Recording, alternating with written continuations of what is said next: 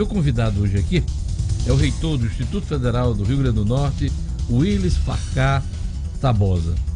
Bom dia, doutor Willis. Bom dia, Diógenes. É doutor, não, professor Willis, né? Isso, é o que eu sou, professor. Fica melhor. Como é que o senhor avalia toda a movimentação ontem no país em favor da manutenção das verbas de educação? Eu avalio muito positivamente todas as ações feitas pelos estudantes, e é importante destacar isso. Quem observou, quem viu, e eu tive lá na manifestação, não pude ficar até o final, porque tinha uma agenda com um empresário espanhol que quer fazer exatamente investir na pesquisa pelo Instituto Federal. Então a gente teve que ter essa reunião, saímos da reitoria mais de 8 horas da noite. Mas eu tive presente, e o que a gente pôde verificar é que a imensa maioria das pessoas eram os nossos estudantes ou os estudantes da Universidade Federal do Rio Grande do Norte, da UFES, enfim, da rede pública como um todo. Isso era notório. Isso demonstra exatamente a formação cidadã que tem em nossas instituições. Foi importante para revelar para toda a sociedade que os nossos estudantes estão atentos, estão em defesa das nossas instituições. Então, eu avalio muito positivamente, no que pese, me entristece a gente ter que estar perdendo um dia de aula, um dia de pesquisa, um dia de extensão, um dia de atividades acadêmicas de toda a natureza, para ter que reivindicar o direito constitucional. Reitor, os críticos ao movimento, né, dos estudantes e professores em favor da educação querem ligar toda essa movimentação, manifestação de ontem à questão ideológica, a interesse de partido político, principalmente os de esquerda, né? E também aos sindicatos. O que é que o senhor tem a dizer a respeito disso? Lamentavelmente, é mais um imaginário que se criou coletivamente, que as nossas instituições são instituições de partido A, B ou C. No que pese, evidentemente, é legal e legítimo qualquer partido queira ter acesso às instituições, até porque é uma instituição pública, qualquer cidadão pode ter acesso, em especial os parlamentares, pelas suas prerrogativas. Mas nós temos uma instituição que é plural, Diógenes, uma instituição que recebe estudantes de todas as classes sociais. Mas é preciso registrar isso, que 92% dos nossos estudantes do Instituto Federal do Rio Grande do Norte tem uma renda média per capita de até um salário mínimo, mais de 65% até meio salário mínimo. Portanto, é preciso também demarcar um pouco dessas ações. Então, infelizmente, está se discutindo algo que não tem fundamento nenhum, né? No que pese, a gente sabe das ações, das movimentações, enfim, dos interesses. Mas nós temos servidores, docentes, técnicos administrativos, até os servidores terceirizados, que têm todo tipo de pensamento e de afinidade com alguma bandeira política, partidária ou bandeira ideológica. Isso não é... Como é que o senhor recebeu as declarações do presidente Bolsonaro ontem nos Estados Unidos em referência aos protestos? Olha, Diógenes, se tem uma das coisas que eu aprendi nesses últimos anos, eu sou servidor da instituição desde 1995, mas eu já tenho 35 anos como professor. Comecei no Estado, como professor do governo do Estado. Mas na nossa instituição, uma das coisas que eu mais aprendi é a respeitar a chamada liturgia do cargo. Porque quando você está investido de uma função pública, como nós estamos, eu como reitor, você perde até como se fosse a sua identidade como pessoa. Porque, primeira coisa que você disse, nós estamos aqui com o reitor do IFRN. Você não falou meu nome só depois, falou. Por quê? Porque você representa aquela instituição, independentemente de você ter tido votação mais expressiva ou menos expressiva. Por exemplo, eu fui eleito em 2015 pelos pares técnicos, administrativos, docentes e discentes com 56, alguma coisa por cento dos votos, quase 60% dos votos válidos. 40% da instituição pode não ter apoiado o senhor ou não apoiou, né? No entanto, eu tenho que agir e eu tenho que falar em nome de toda a instituição. Dos 60 que votaram no senhor, de todos os 100%. E os 40 que... E até aqueles que nem foram votar, porque não é obrigatório. Então eu aprendi isso, e eu tenho tido muita cautela, muito cuidado, muito zelo por esta função que eu exerço. Até porque tudo que você faz reverbera internamente também, como uma forma de motivação ou desmotivação para as pessoas. Então, eu quero dizer, antes de mais nada, que eu lamento. Lamento. Isso do ponto de vista da liturgia do cargo. Do ponto de vista das adjetivações, eu também tenho um princípio, que na verdade não é um princípio, eu já pensava sobre isso, mas ouvindo o filósofo e historiador Leandro Carnal, ele faz uma analogia muito interessante sobre isso. Se alguém lhe disser alguma adjetivação que de fato caiba em você, você não tem que ficar com raiva, porque se é aquilo verdade, tá tudo certo. Ele não disse nenhuma inverdade a seu respeito. Vestiu a carapuça. Isso. Se não é verdade, quer dizer, se você não se sente daquela forma e você não é daquela forma, você só tem que lamentar o que ele pense assim e simplesmente não dar com nenhuma consideração. Então, assim, eu particularmente não tenho... Mas ao chamar de idiotas, imbecis, massa de manobra, esses estudantes e professores que foram se manifestar, o presidente não coloca lenha na fogueira nessa história toda? Lamentavelmente ele toma uma atitude que não é, na minha opinião, compatível com a função de mandatário maior da nação, não é, dentro de um princípio democrático. Mas infelizmente é uma atitude dele e evidentemente ele vai ser responsável pelos atos e palavras que ele está cometendo. Reitor do IFRN, Willis Farcata Bos, vamos aos números. Afinal, o corte na educação é de 3,5% ou de 30%? Me explica aí. Bem, a matemática é uma das ciências mais bonitas que eu conheço. Eu sou biólogo de formação, mas tenho que admitir, matemática, física, são ciências que me encantam muito, né? E eu quero tomar aqui de empréstimo o próprio cálculo apresentado pelo excelentíssimo ministro da Educação, Abraham Weintraub. Exatamente. Quando ele foi para uma rede social e apresentou um número. Ele usou uma numeração bastante objetiva, ele usou o número 100, e aí não vamos entrar em qualquer detalhe de valor, assim, mas tinha 100 chocolates na frente dele. 100 unidades, né? 100 unidades, e diz que o corte foi de 3,5% dessas 100 unidades, o que ele chamou de representar o orçamento total.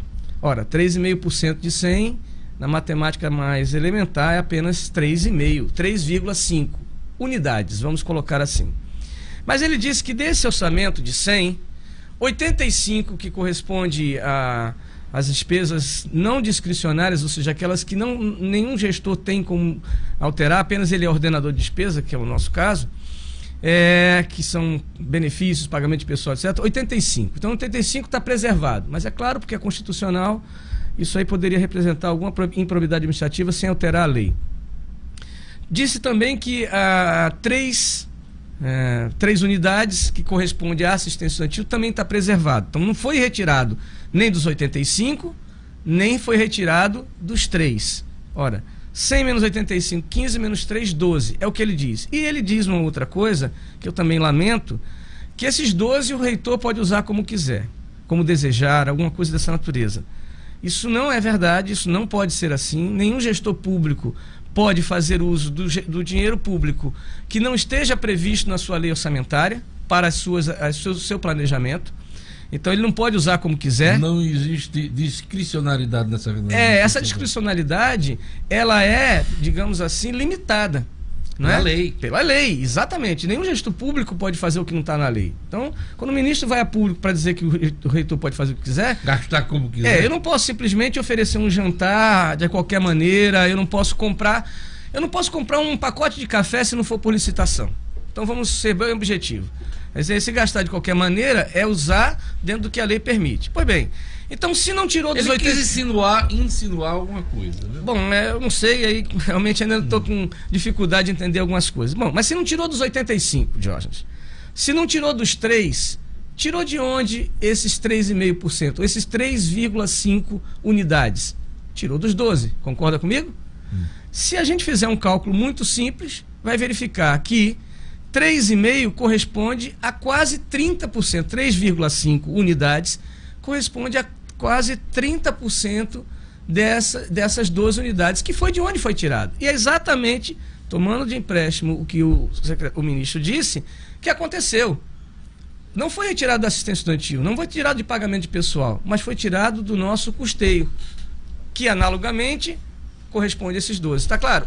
Reitor, ontem o ministro esteve na Câmara dos Deputados, numa audiência, ele foi convocado, né, pelos deputados e fez uma análise seguinte: culpou o orçamento de governos passados. Disse que esse governo está sendo aliás, esse orçamento está sendo executado esse ano, não é culpa do atual governo, que só tem 4 meses, e que foi aprovado no ano passado, o governo Temer-Dilma, Dilma-Temer, e botou a culpa dos governos passados.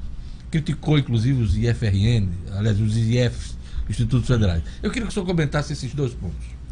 Bom, em primeiro lugar, eu também fico, às vezes, inquieto e sem entender que um governo que tome posse não saiba que isso é o que acontece sempre que entra um novo governo. A governadora está administrando o orçamento aprovado pela legislatura passada e sancionado, acredito que tenha sido ainda no ano passado, pelo então governador. E ela tem que fazer isso porque é o que está previsto na lei. Então dizer que é culpa do outro governo, para mim, não é justificativa. Para mim. Posso estar enganado, evidentemente, porque eu não sou dono da verdade.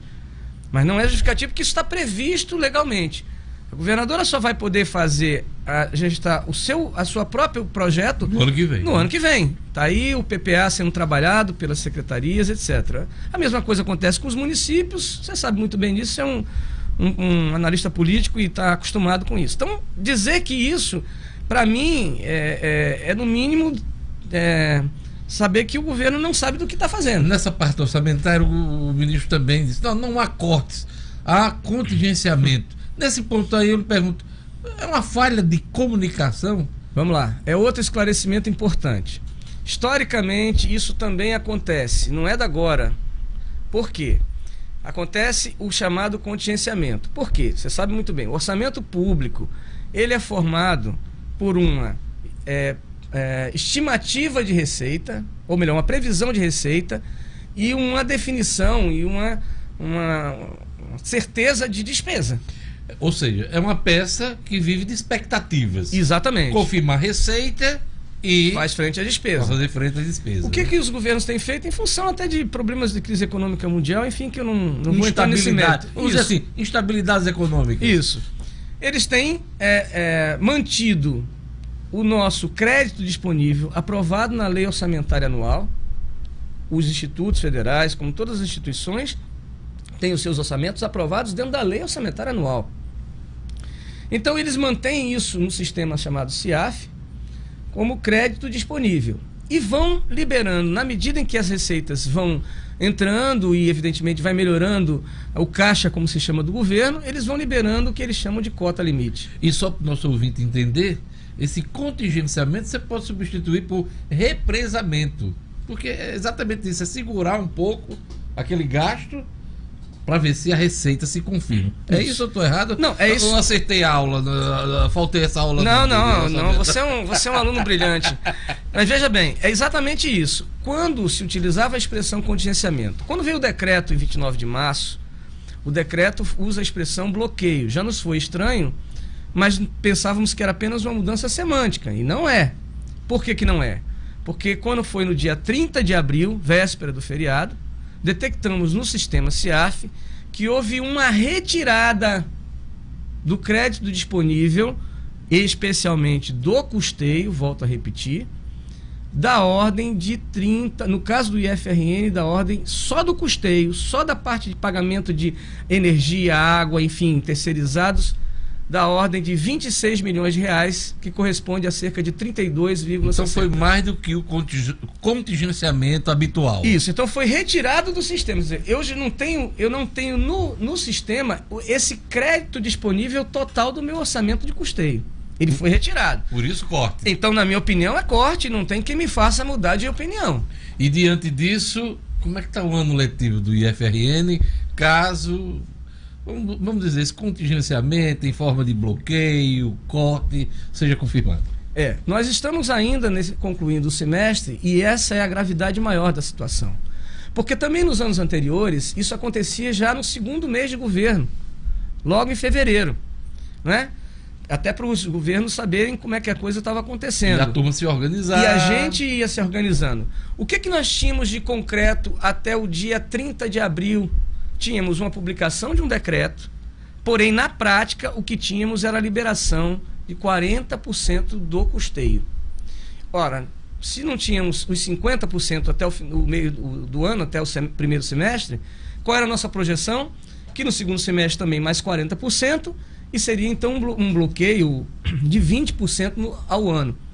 Nós estávamos trabalhando para ajustar o nosso orçamento, né, reduzir algumas ações de número de aulas de campo, visitas técnicas e tal, para em torno de 20%. Quando aí vem essa situação que realmente, se é 32, no nosso caso, mais de 32% do custeio, mas quando eu somo, por exemplo, a parte de investimento, que teve também bloqueio, a parte de capacitação, que também teve bloqueio, chega próximo dos 30%, quase 40%. Mas o ano letivo do IFRN vai ser afetado? Eu pergunto isso porque circulou até nas redes sociais, entre os estudantes. Olha, o ano do IFRN não vai ser completado, vai ficar pela metade. Para nós fazermos exatamente do jeito que nós estamos fazendo até agora, a gente não consegue chegar até o final do ano. Para pagar, Diógenes, contratos. Eu estou falando nem da parte de comprar material de consumo, eu estou falando de contratos. As aulas serão suspensas num quadro desse? A gente não tem nenhum objetivo de suspender aulas. Mas a nossa qualidade do trabalho que é desenvolvido exige um investimento maior.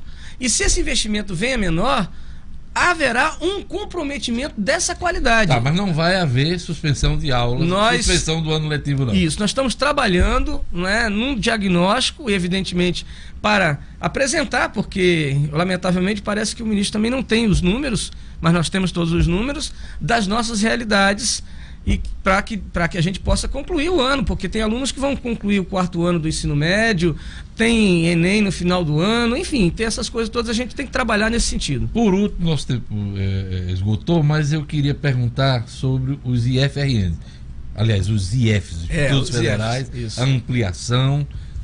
Ele fez até menção à queda no número de vagas. Eu queria que você explicasse a crítica que foi feita ao programa de ampliação dos institutos federais. Olha, veja os números que nós temos, inclusive de uma plataforma que é do próprio governo, chamada plataforma Nilo Peçanha.